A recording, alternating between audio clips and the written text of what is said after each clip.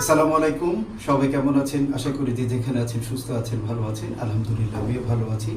দেখেন, এই যে আমি যে বসা ভাতটা এর আগে করেছিলাম, আসলে বসা ভাতটা কেন করবেন? আমি আমার মায়ের কাছ থেকে বা আমার মা আমার দাদির কাছ থেকে কিন্তু এই প্রসিডিউরটা মানে শিখেছিল। কথায় বলে না, ওল্ড ইজ গোল্ড। হ্যাঁ, তো এই যে তারা কি করতো, এইভাবে 1 কেজি রাইস নিত বা হাঁড়িতে রাইস নেওয়ার পরে 3 কর এভাবে পানি দিত। কেমন? তারা কি করতো, এটা 3 বার ওয়াশ করতো। ওয়াশ করার পরে এই পানিটা ফেলে দেওয়ার পরে তারপরে তারা বসা ভাত করতো। এখন বসা ভাত আপনারা কেন করবেন?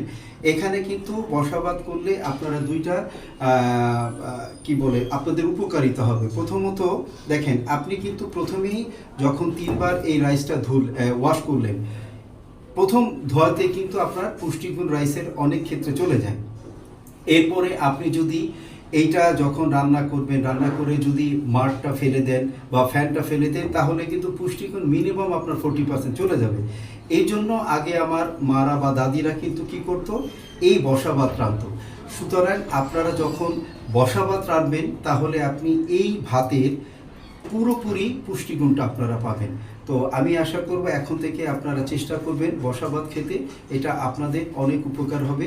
কারণ ছোটোবেলায় আমরাও কিন্তু এই যে মাড়টা ফেলে দিত, সেই মাড়টা কিন্তু অনেক সময় লবণ দিয়ে গুলিয়ে খেতাম, আর সেটা কিন্তু অনেক মজা ছিল এবং ভালো ছিল। কেমন? তো আপনারা চেষ্টা করবেন অবশ্যই বসা ভাত করতে। Thank you.